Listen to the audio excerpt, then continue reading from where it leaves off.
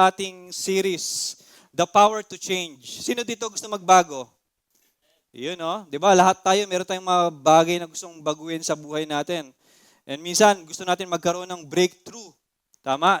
Minsan, gusto natin na meron tayong mga specific na bagay, I don't know, maybe that's personality, na gusto mong magkaroon ng maturity, na gusto mo nang iwan, and you tried using your willpower to change.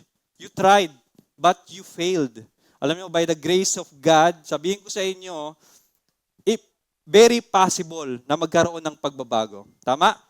It is because binigyan tayo ng Panginoon ng kapangyarihan para magbago. The power to change. So, ang topic natin today is stop the negative self-talk. Stop the negative self-talk. Anong ibig sabihin yan? Alam mo, tayo, lahat tayo, meron tayong kanya-kanyang battle. Kanya-kanyang laban. Spiritual warfare. Hindi yung gera na napakikinggan natin sa balita. Tama, nakaraan lang, merong gera. Tama, yung India and Pakistan. Pero that's not the kind of warfare na sinasabi ko. Lahat tayo, bawat isa, merong tayong tinatawag na spiritual warfare. It is a war between your new identity in Christ and your new identity in Christ versus your old self. Versus your old self. Dahil the moment we accepted Christ as our own Lord and Savior, then we are being filled by the Holy Spirit. We are now a new creation. Tama? The old has gone, the new has come. A new creation. Pero, yung old self natin, yung dating tayo, ay meron pa ring remnants na tinatawag. It is not completely demolished. It is not completely removed. But this is a prophecy in the Bible. Darating sa punto na magiging perfect tayo.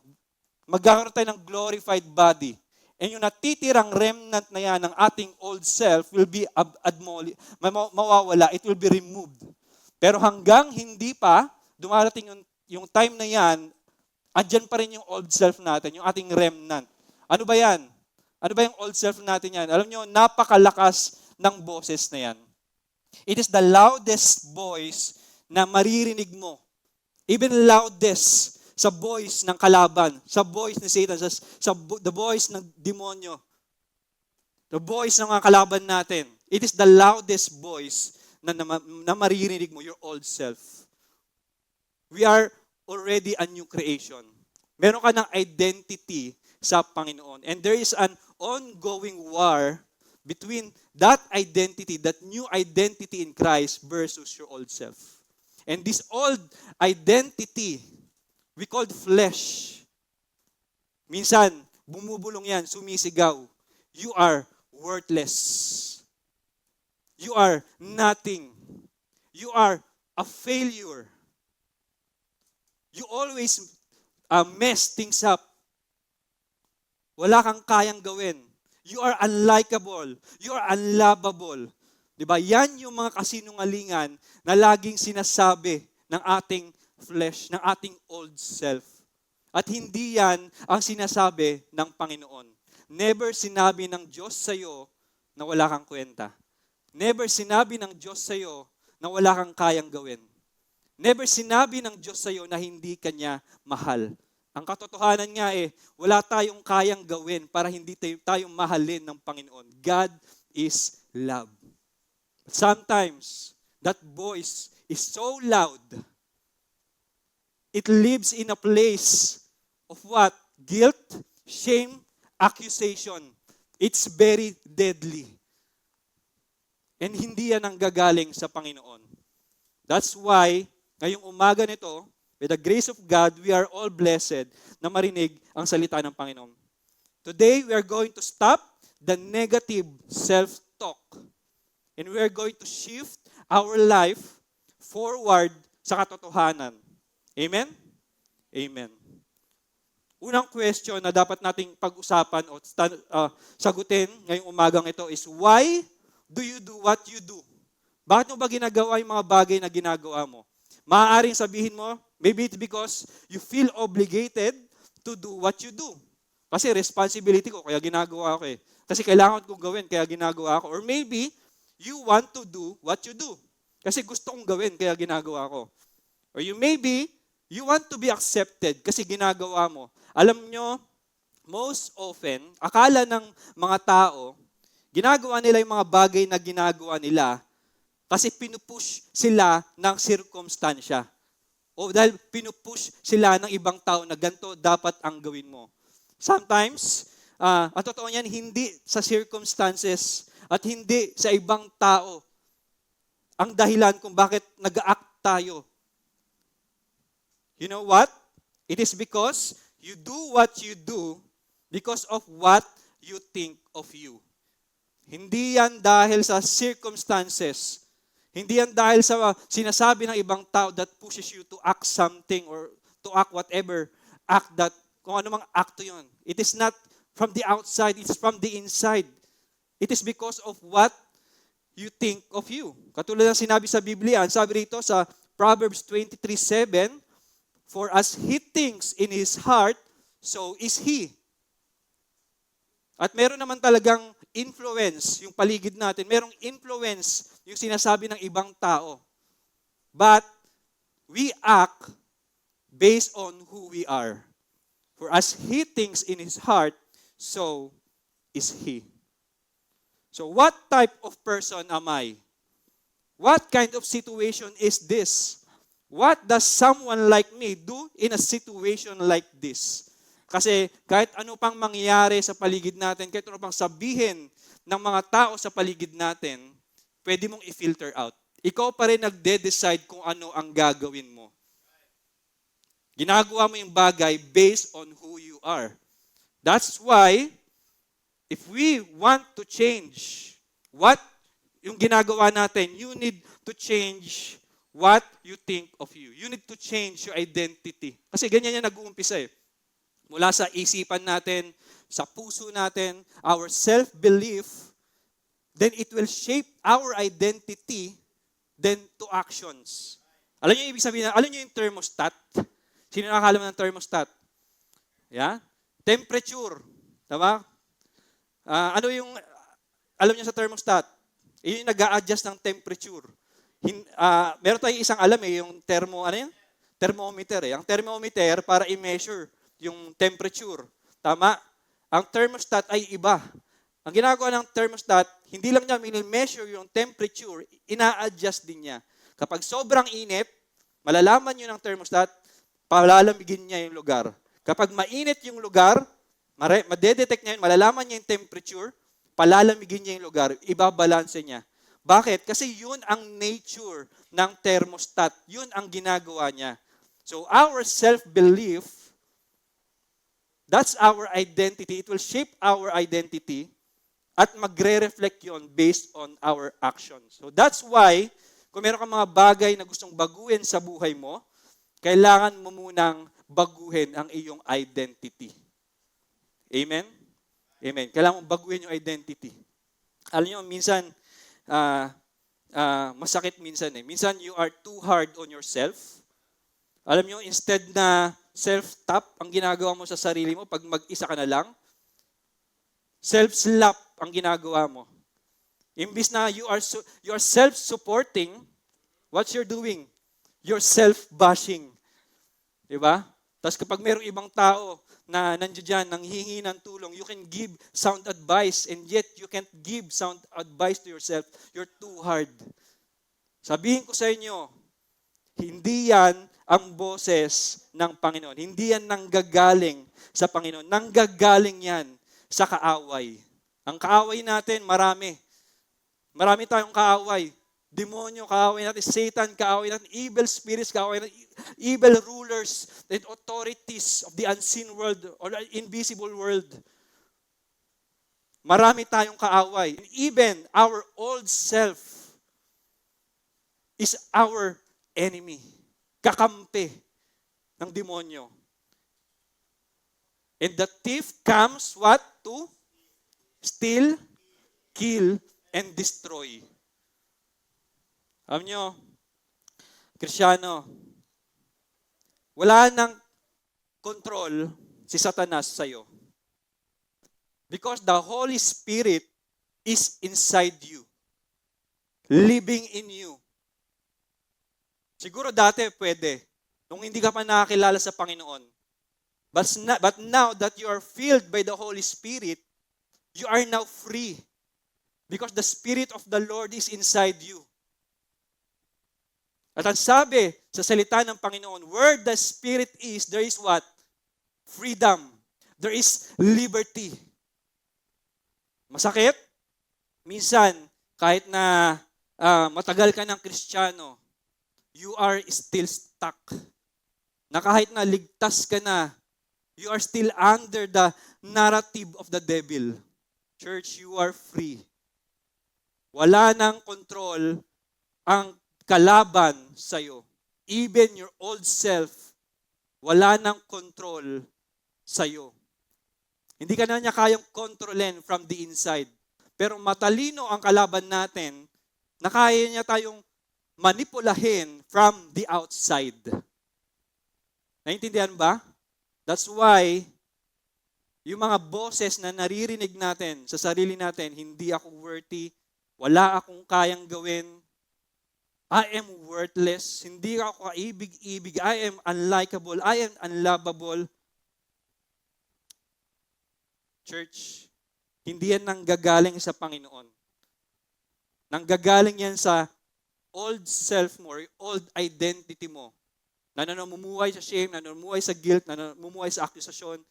Galing yan sa demonyo, galing yan sa kalaban, hindi yan galing sa Panginoon. That's why, ngayong umagang ito, kailangan natin mag-stand firm. Huwag natin i-accept yung mga boses na yan. Even though it is so familiar. Yes, it is so familiar because it is your own voice. Tama? It is your old self. That's why it's so familiar. It doesn't mean na ito ay pamilyar na boses ay galing na to sa Panginoon. Tandaan natin yung sinabi ng Biblia, sinabi ng Panginoon. We take every thought captive and make it obedient to Christ. Submit your thoughts sa Diyos, sa Panginoong Jesus. Huwag tayong maniwala sa kasinungalingan ng kalaban, sa kasinungalingan ng ating old identity. You are already a new creation. The old has gone, the new has come.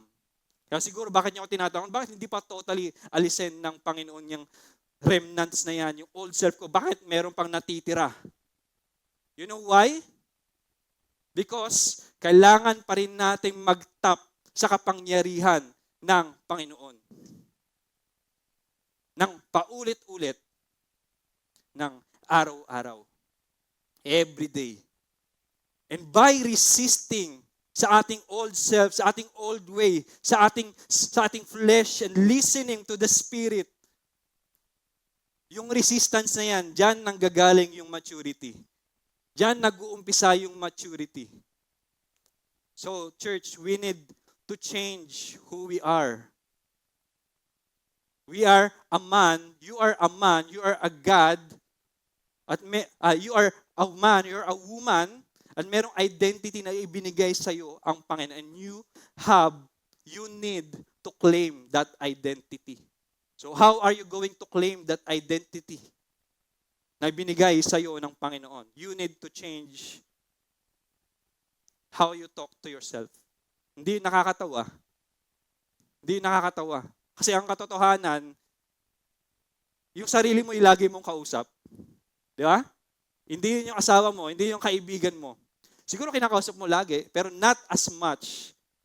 Hindi kasing dami o kasing dalas na kausapin mo yung sarili mo. Lagi mong kausap yung sarili mo. That's why, kapag nakakita tayo ng kasalanan, we need to filter it out. Kailangan nating palitan ng katotohanan ang mga kasalanan. Kailangan natin mag-resist sa demonyo. Kailangan natin mag-resist sa ating old self because that voice is so impactful. Karoon ng impact sa buhay mo na it will going to shape your identity. It will going to shape your identity. At magkakaroon, and based on that identity, meron kang certain actions, whether that's good or bad. Kasi ganyan yung pattern eh. Ganyan yung cycle na nangyayari. Nag-uumpisa yan sa identity natin and then into action. Your distorted identity starts to sabotage your success. Ganyan yung cycle. Una, your distorted identity creates destructive habits. Then, destructive habits reinforce your distorted identity. Kaya pag yung mga kasinungalingan na naririnig natin na wala kang kayang gawin, na wala kang kwenta, na wala nang nagmamahal sa'yo, na hindi ka worthy, pag pinaniwalaan mo yan, ginawa mong soundtrack every day, magiging yan yung identity mo. Magkakaroon ka ng distorted identity. Magkakaroon ka ng destructive habits. You're self-sabotaging yourself. Meron ka ng addiction. Meron ka ng avoidance. Tama? Pag nagkaroon ka ng destructive habits, it reinforced the distorted identity. Anong ibig sabihin yan? It is strengthened. Bumabalik sa distorted identity. Hindi lang basta bumabalik, pinalalakas pa lalo. Sabi ko na eh, failure na naman. Tignan mo, failure, di ba? Kasi ang dami ko ng failure in the past, consecutive failures. Expecting, fail na naman to. Di mo, di ba, fail? You are reinforcing your distorted identity. Diba? Lalo mong sinisira yung sarili mo. Pero, merong isang cycle na binigay sa atin ng Panginoon. Ito yung cycle na yan. A Christ-centered identity leads to Christ-honoring habits. And a Christ-honoring habits reinforced a Christ-centered identity. Balik tayo sa umpisa, sa una, doon sa distorted identity. Isang example dyan, you're telling yourself na you are a failure. At laging nag-expect ka na ng failure. Mas lalong tumindi yung paniniwala mo na naging failure ka. Then, sa Christ-centered identity, instead of thinking yourself as a failure,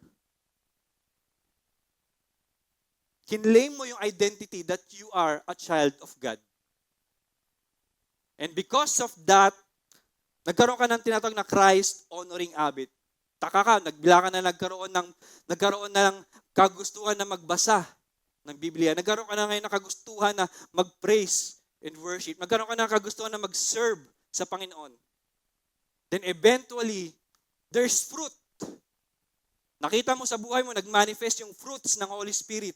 Meron ka na ngayong love, meron ka na ngayong joy, peace, patience, goodness, kindness, gentleness, faithfulness, self-control. Wow! Wow! Hindi ko inakala na kaya pala, na magmamanifest pala sa akin yung mga prutas ng banal na Espiritu. Then, doon na-prove sa'yo na, yes, you are really a child of God. It reinforces. Tama? Babalik sa Christ-centered identity. Hindi lang basta babalik. It strengthens it. Tama? So a Christ-centered identity, that's our identity. And it will lead to Christ-honoring habits. And honoring habits reinforced a Christ-centered identity. Yan ang katotohanan. At pinakita rin to sa atin ng Panginoong Hesus. Panginoong Hesus hindi lang pumunta rito sa lupa para mamatay, para iligtas tayo. He also lived a life. Bakit kaya? Para makita natin yung pattern.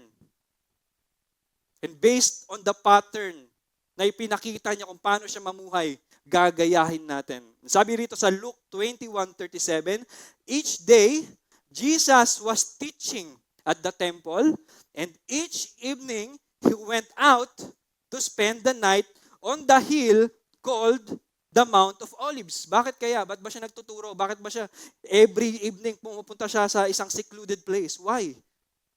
On Luke 23:22-39, sabi rito, and Jesus came out and went as was his habit to the Mount of Olives. Meron kasi siyang ginagawa every day. Meron kasi siyang spiritual discipline. It is a pattern na dapat nating gawin araw-araw. That's Jesus. That's our Savior. And that's God Himself. And yet, He did this thing. Tama? Why? Para gayahin natin. So we need to spend time, araw-araw, sa prayer, quiet time, intimacy sa Diyos. Ginawa ba ito ni Jesus? Dahil gusto niya maging siya ang Son of Man? Ginawa ba ito ni Jesus because He wants to be the Son of God? No. He did these things because He knew He is the Son of God. Because that is His identity. That's why He maintained His habits that is aligned to His identity. Kaya ginagawa niya to. And tayo bilang isang Kristiyano, we have the mind of Christ. You have the mind of Christ. That discipline is inside you because you have the mind of Christ. Pwede mo bang sabihin niya sarili mo, sabihin mo yung salitang yan ngayon? I have the mind of Christ. In 3, 2, 1, go. Because that is your identity. So wala na dapat puwang sa buhay natin mga self-sabotaging thoughts, mga self-destructive thoughts. Don't let your past define who you are. Don't let other people define who you are. You are who God says you are. You are His child. And you have the power to change. Because God has given you the power to change. The power of excellency. Amen? Amen. Amen.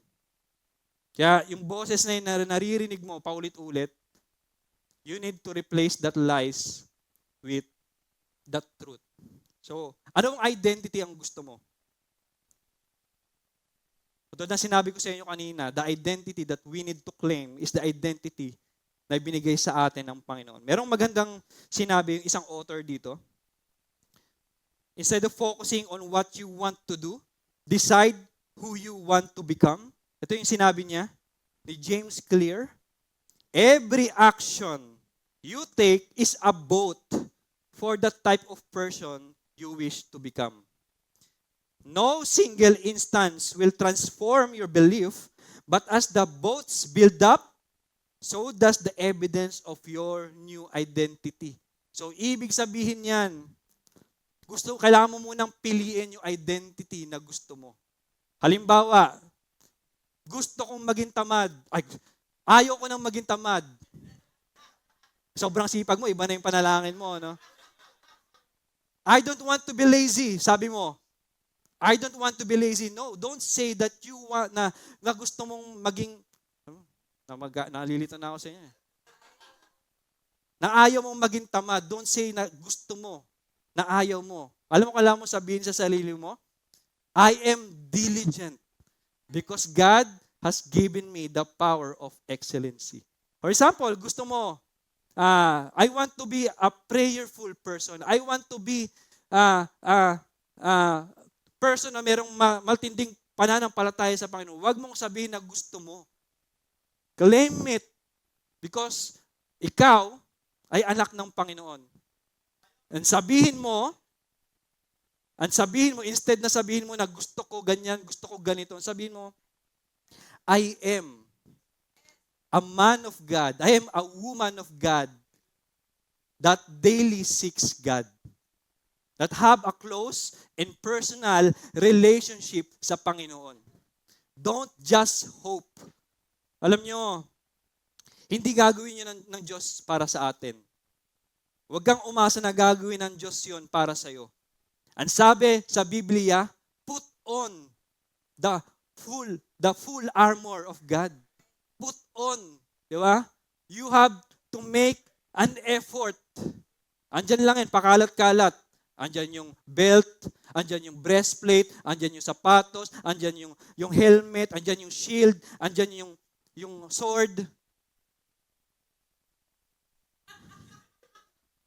Kailangan mo gumawa ng effort to pick it up and to wear it. Put on the full armor of God. God will not do it for you. You have to do it yourself. You have to do it yourself. And every action you take is a vote for a type of a person you wish. Kung gusto mo maging prayerful, one vote. Paggising mo ng umaga, you prayed. Bago ka kumain, nag-pray ka, second vote. Third vote. Fourth vote. Every day. Then, after a duration of, let's say, a month, kalahating taon, 1 year, you became the person that you want. Naging prayerful ka. You want a person na kilala ang Panginoong Jesus. Sabi mo, sino ang may ayaw niyan? Lahat tayo gusto natin. Tama? Gusto natin makilala ang Panginoon mas malalim. And you need to vote for that. Pick up the Word of God every day. One vote ngayon. Bukas, pangalawang votes. After a year, 365 votes. And sasabihin ko sa inyo, you can read the whole Bible sa buong isang taon, spending only 15 minutes, 3 to 4 chapters a day. Then, the person that you want to become ay naging ikaw kasi pinili mo. You vote for it.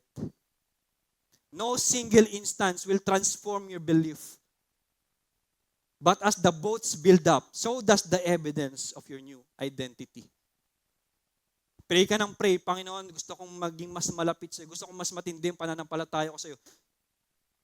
Kaya lang, last week pa yung huling basa mo ng Biblia. Last month pa yung huling basa mo ng Biblia. Diba? So you need to make an effort.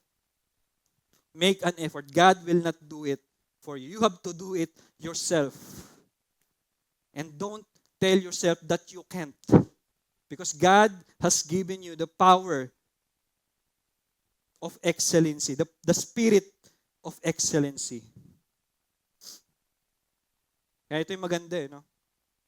Sabi sa Ephesians 4:21-22, since you have heard about Jesus and have learned the truth that comes from Him, tayo yan, throw off your old sinful nature, that's your old self, and your former way of life, which is corrupted by lust and deception.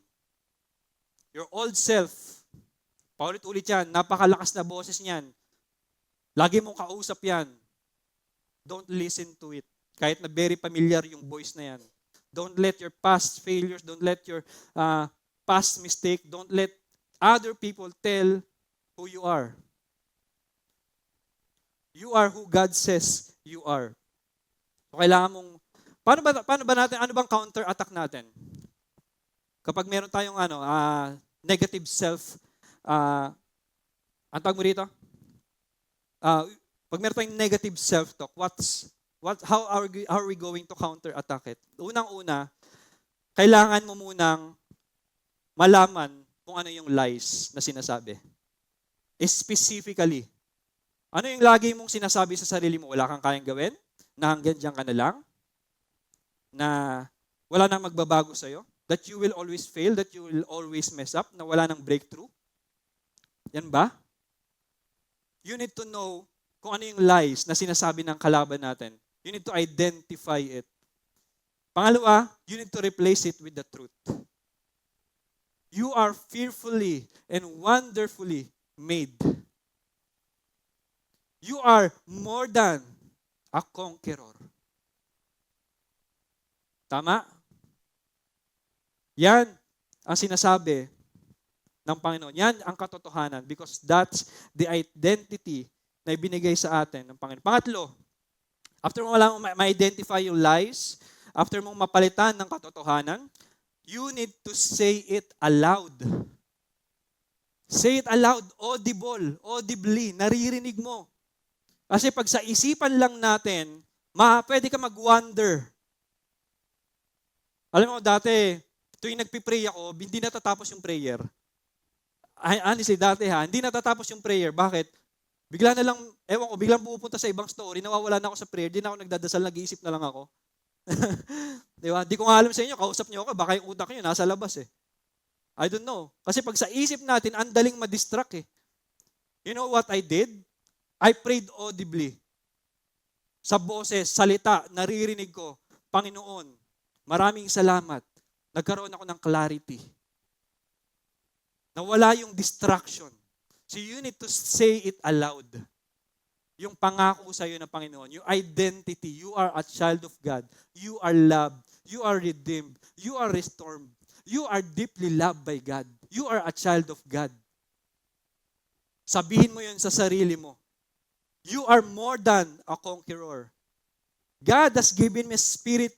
God has not given me a spirit of fear and timidity, but power, love, and self-discipline. I can do all things through Christ who is strengthened me. Say those words audibly, hindi lang sa isipan mo. Sabihin mo yan during your time alone. Katulad ng ginawa ni Jesus, what's the habit? What's the pattern na ipinakita ng Panginoon? Prayer, solitude, intimacy with the Father. That's why we need prayer. We need solitude. Kina nyo si Jesus, di ba, nagpunta pa sa evening, nagpunta ng Mount Olives. Mag-isa. You need to find a place. Maybe sa bahay mo na wala kang distraction. Ikaw lang at ang Panginoon. Ang time ko niyan, pag gabi. Pagka yung asawa ko nasa taas na at yung anak ko nasa itaas, matutulog na. Minsan habang naghuhugas ako ng pinggan. Balik na naman tayo sa hugas ng pinggan. 'Di ba? That's my time. Minsan, habang naghuhugas ng pinggan, okay, praise and worship. This is my time for the Lord. Ang ginagawa ko, naghuhugas, pero ang utak ko nagpi-praise and worship sa Panginoon. Kailangan mo magkaroon ng ganyang oras, araw-araw, sa Panginoon. Because para sa Panginoon, dahil yan ang ginawa ni Jesus before. Masakit lang isipin na saka ka lang lumalapit sa Diyos pag kailangan mo. Hindi ko alam ang gagawin ko. I need wisdom. This is the time to open up my Bible and read. Tas mini, mo. Pagbukas, yun na yun. Minsan, ganun ka pa. No. Hindi dapat ganun. Kasi ang pananampalataya ay hindi nakabase sa feelings. Faith is not a feeling. Faith is an action. So hindi mo kailangan ng motivation to read the Word of God. Just do it. Basahin mo. Hindi ka you want to saturate your whole life or your life sa salita ng Panginoon na wala nang puwang ang demonyo sa iyo. Na wala nang puwang yung kalaban, yung kaaway.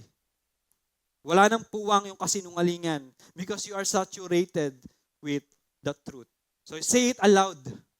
Say the truth aloud. At pang-apat, you need to create habits. You need to create habits. Spiritual disciplines. Prayer time. Solitude time with the Lord. Ibig sabihin yan, quiet time. Read the Word of God. Time to praise and worship God. Hindi lang every Sunday, pero every single day. We accepted God as our Lord and Savior, right? Pero dapat araw-araw dapat natin tanggapin ang Panginoon bilang ating Panginoon. Sometimes you do not.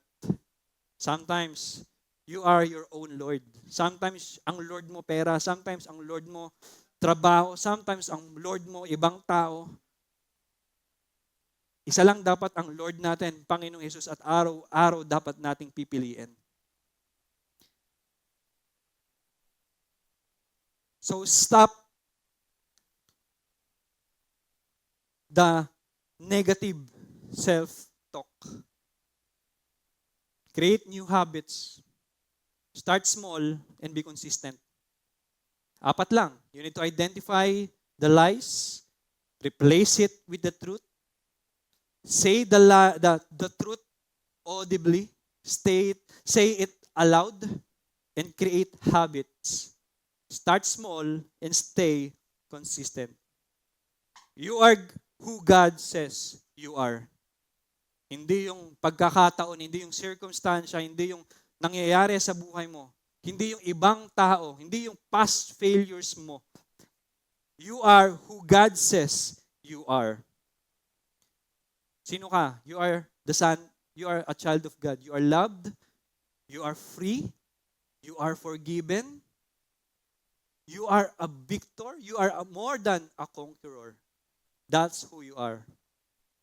And stop the negative self-talk and replace it with the heaven's perspective.